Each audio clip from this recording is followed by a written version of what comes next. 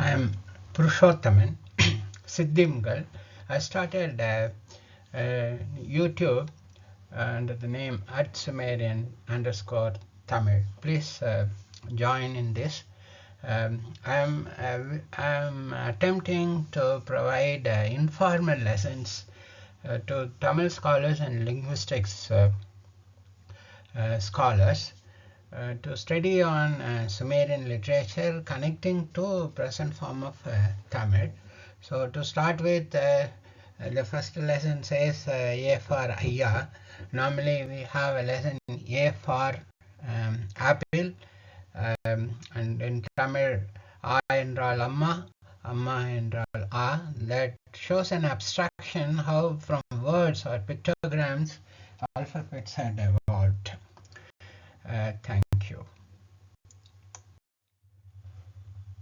Sumerian had a complex system of writing from logogram, pictogram to cuneiform, and here we see just the way we write in engineering and architecture, the street or the river, that in fact means Ayya, father, and also river Aru. And the cuneiform sign is very interesting, and it carries so many other meaning and syllable and phonetic values. Some of them are say even Aku, Ayyo, Agam, Angam, and rain. So this is just informal. I try to make it very brief so that you can come back and then study these things. Thank you. Sumerian used different cuneiform with the base syllabic phonetic value same, but meanings happen to be different, and slowly have brought in complexity. So here we see two different signs. One we have already seen, A for river, A for father, and here we have yet another one that they call it second sign. So A2, they have labeled it as A2, and the meaning here is in Tamil Aram, Arambam, Mahu, Idu, Sani, Achu. Achu, I think it's a very fitting as we look at the pictogram. If you see the cuneiform as a picture showing, then Achu fits well. The English meaning they have given is arm, lever, wing, horn, and it's initial attempt from my side, and experts will have to come, enter, and then evaluate these things and come with their own findings. Thank you. One of an very interesting finding or realization that I had is Sumerian started writing way back by 2000 BC itself as A plus 5 plus A as Ayya. We have already seen that initially they had just simply denoted the A sign for Ayya and for river, that is father and river, and slowly they started introducing the alphabetic system that is evident from EPSD, the Sumerian Dictionary of Pennsylvania University, which is available on internet. And I have also attempted if Sumerian, Indus people and southern parts of India, we, the Tamil Nadu people, Tamil Nadu, Kerala, and other people were speaking Tamil of ancient form, and how they would have written Ayya. It's just an interesting exercise, and we should continue to evaluate and work on it. Thank you. This is a compound sign. They have written A plus an as yam and seng, and to mean rain or bee. And in Tamil I have record that in present form as am, yam, seng, sengadiron, mare, sorel, meyam, andam, amadam, and so on. as they have combined these two signs, they have not joined that phonetically, but bring a poetic meaning that the water as flowing from the sky. And it's a very interesting idea, thought that had occurred to them, and this is possible if we apply the Tolkapi method of seeing in their getting into their shoes and visualizing, kind of a Vatakachi. And there are more work for both the Tamil scholars and linguistics to work on study of evolutionary linguistics. This is an example. Thank you. It is very interesting that we could apply Marabial of Tolkapia. As it says, ஓர் எழுத்தொரு மொழி ஈரெழுத்தொரு மொழி இரண்டு இரண்டு சைக்கும் தொடர்மொழி உளப்பட மூன்றே மொழி நிலை தோன்றிய நெறியே. So I interpret this as Tolkappir saying that one word letters, two word letters, and these came in the beginning, and then they started writing, combining these. And the evidence for this we could see from Sumerian literature. That is a very interesting input that I put for linguistics as part of evolutionary linguistical studies. Here we could see a as a as we teach in primary, and I already we have seen a plus I, a they have written, and Kirikina, the Sulgis library is written syllabic, and Dub, as it is, it's only a part base syllable, but the true form we could get from accordion as Tupu. It's a very interesting input that people should consider, the scholars should consider. Thank you. This is very interesting. Earlier we have seen Kirikina's library as combining of syllabic but forming a new word. Likewise,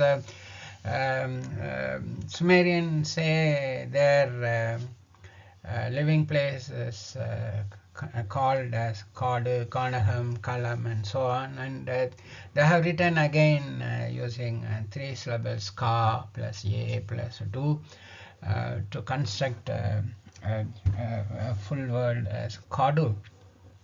And we might be able to, the way it has been constructed forward, and we might be able to go backward also in the case of Dilmun. That is how I have split Dilmun as Dil plus Mun, and Mun is differently meaning as front, and Dil means something I have to remember. I have to just look back at it. But collectively, Dil plus Mun, Dil Mun could be expanded as Tilaimana in present form. And naturally, Sidambaram is called Sidambaram, or even the marshy lands close to Pichavaram. Mangrove is called Tilai plants. And likewise, on this side, Musripattinam, we could find some mangroves. So Tilai has got related to that, and the tree they have used a deterministic syllable that I am interpreting as Kinjuham, as what we say sea-based plants. And this way we can require many Sumerian words in present form. Thank you. As Dr. Loganathan of Malaysia would say that study of Sumerian would help us to study on evolutionary linguistics. I have taken cues from him, and it is now possible having a triangular study linking Sumerian, Indus scripts, and ancient form of Tamil or Dravidian languages. And this would also tell us how words evolved, how languages evolved, how the alphabets evolved, particularly the Indian scripts, including Sanskrit. I include even Sanskrit as one form of Dravidian languages. And the triangular study is very important, as I find. I am interested in that, and I request everybody to pay attention on the possibility of having triangular studies. Thank you very much.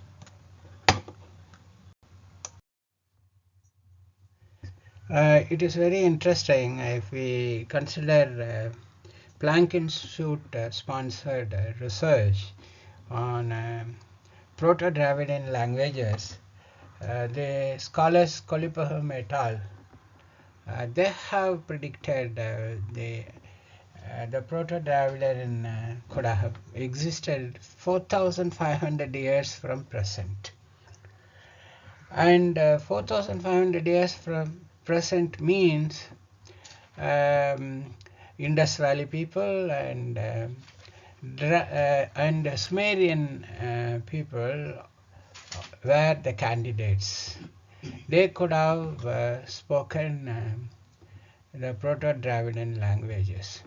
In addition to that, I also consider people from the southern part of India, the Deccan Plateau, where we have present day concentration of population who speak these languages, are the most likely place of origin. So a triangular study connecting Indus, Sumerian and the southern parts of Indian population should be very essential, and I postulate that people were speaking and existing pre-Sumerian and pre-Indus period on the Deccan Plateau. Thank you. Earlier I proposed a triangular study connecting Sumerian, Indus and the Deccan Plateau people population, and from Sumerian we have seen that they wrote Ayya, and this Ayya is very common for Dravidian languages, especially for Tamil. If that is so, we know how Sumerian wrote Ayya, and we know present form how we write Ayya, but how Indus people could have written Ayya. And so if we go by Professor Madhivanan, we see the stick diagram indicating a person. He reads that as A. And if we go by Gangali, he sees that stick diagram a person as all, and the stick diagram with a leaf on the head, he reads as I, Aya, Pen, Mada, goddess. And Professor Madhivanan had used Indus scripts to construct iron using 5 plus one particular symbol that denotes cattle or cow or ox, bull.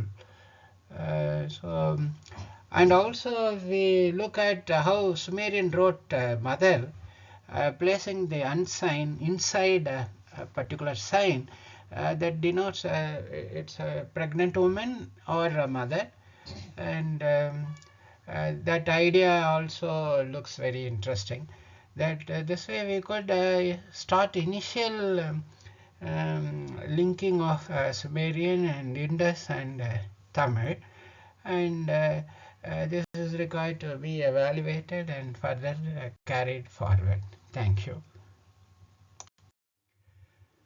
One of an interesting method that I have applied is taking the education system or a particular method of teaching language at the primary level. Say for example, A means apple, and another lesson is looking at the diagram telling stories.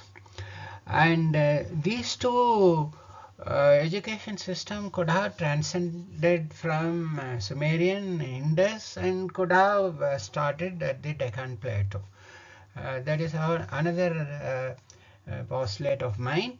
And using that, looking at the pictogram, diagram telling the story, we could read this Dolavira wall sign poster.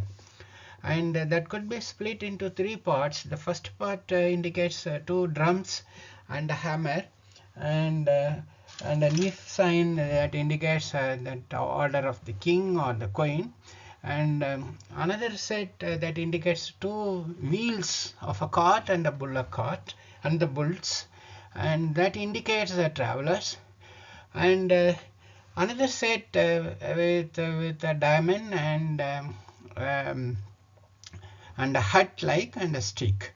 This I could read as a fort or a well or shelter and protection, kind of that way. So this actually I had intuitively read, taking some cues from Parpola, and interestingly, as I read this one as by order of the king, and this is the fort and where you get protection and food and kind of that, and the place where this sign we have got is called Dolavira. Dolavira we critically examine could be split in Tamil as Tol plus Veerar, meaning soldiers, and in Hindi Dolak means again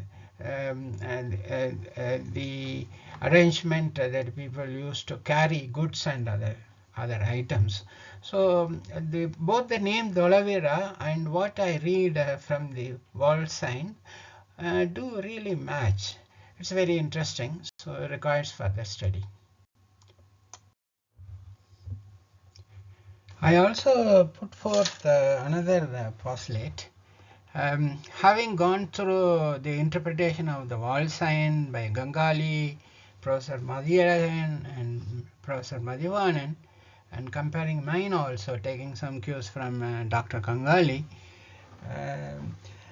we read differently, but we are still on the very effective theme that it was referring some ruler, some fort, some protection, and that goes well with the archaeological evidence that what we get from that Dolavira site.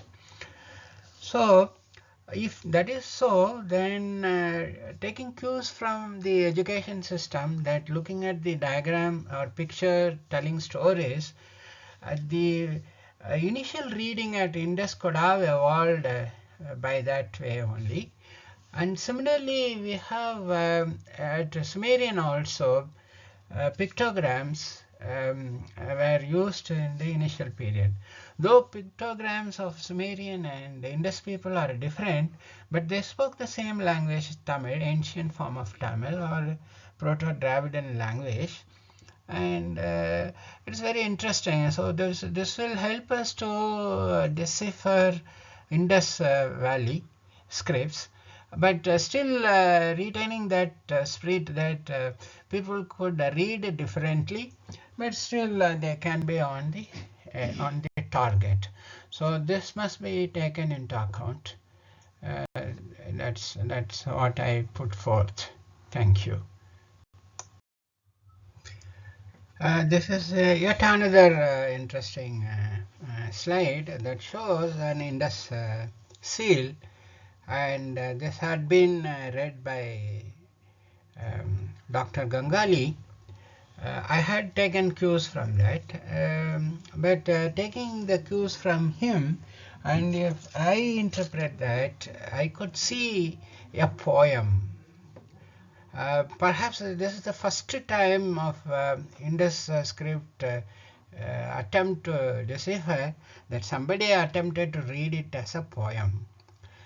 Why I could read or consider that as a poem is because that cross sign indicates wind churning, and Gangali had given the phonetic and word meaning mataya, and that in Tamil mattu. Subsequent sign indicates a closed channel, where water could flow, and the third sign is a pond or a lake filled with water. So these three combining, you could see it is poetic in that sense. The author of this seal looked at a wind churning the clouds and bringing rain, and that rainwater flowing through the canal and getting collected at the pond. And such an arrangement we could see in all archaeological sites where the constructions had shown a central bathing arrangement. In fact, that could have been used for drinking water as well, as what we see in villages. Then what follows is ladies walking and fetching, and the poet wondering of that greatness of nature. So in Tamil, if I read that, காற்று கத்து காற்று மத்து கடைய மழை நீர் கால்வாயில் ஓட குளம் நீர் நிறைய அக்காமார் நடந்து நீர்க்குடம் ஏந்த என்னே கடவுள் அருள் அன்னாள். It's a very good poem. It's a very natural, scenic, and the poet describes us the rainwater harvesting method, the technology then existing. It's a very wonderful interpretation. Of course, we'll have to see how many would agree to this. Anyhow, we have already shown earlier that people could differ and come with a different meaning, and this is one possibility that I put forth. Thank you. Here I want to draw again the way Madhyayan had shown using Indus scripts as IN, I plus an, where I is used number 5, the sign for 5, and an, what he had shown, I told you, that looks like a cattle cow, and I propose that that could be read as a komban. Komban means bull and head of the tribe, and a similar writing system we have already seen in the case of IN with Sumerian, where they have used the sign of I5 to write father. And though they have used different scripts, pictograms, so they could have used to mean the same word, and this also gives us more degrees of freedom in deciphering any ancient language. That possibility we should accept. Perhaps as we are not accepting it, we are having a difficulty in the case of Sumerian, in the case of Indus scripts. Thank you. I also postulate that both Sumerian and Indus people used engineering and architectural sketches. We knew that they were well advanced in technology, engineering, building constructions, and like that. And the Siddhimgal, Siddhim Maha, as they have constructed to mean builder, master builder, and what I see is in the case of Siddhim I see a floor plan, and in the case of Siddhimgal I am seeing a floor plan and a front elevation, kind of that way, abstract representation. And in the case of Siddhim Maha, maybe one layout and floor plan we could see to start with. And in the case of Indus, the sign 194, going by Bengali, we could treat that as sluice gate. Very interesting. And in villages we have these sluice gates in lakes and ponds, and to control water flow and to use it for irrigation. and it's very interesting. So we see that on the right hand side corner bottom, we see a seal where number 7 sign is there, and then the Swiss gate is there, and then what we see, that Komban, that is seen. So we could also read this as something like the leader who constructed 8 men deep or 7 men deep lake. That's very interesting. Going by the way we refer to the lakes, how deep the lake is. The interesting postulate is that engineering sketches were used both by Indus people and the Sumerian. Thank you. As we go in deep, how they have been using the pictograms or syllabic sketches to construct the words, we find a complex system had creeped in that would have made writing and reading very difficult in course of time, as more knowledge and wisdom were gathered. So I propose that this difficulty would have led way to inventing of alphabetic system. And here on the Mahasiddhimgal, Siddhi Maha sign, it's another interesting thing that we could see. What earlier I thought it's a layout, floor plan and the layout. Look at the lower corner right hand side. That Maha, Mahi, Maha, Ma also refers to cow. And once with this meaning, if we look at this pictogram or a cuneiform, we could see a cross-section view of a cow. See on the right hand side, you will see the face, on the head top horns, and on the bottom 2 legs, and on the back tail. And the cross-section really very neatly matches an abstract diagram of a cow or a cattle. Interestingly, the Western scholars say that the cuneiform need not, or they don't refer any pictograms. That is interesting, but these require further evaluation. Thank you.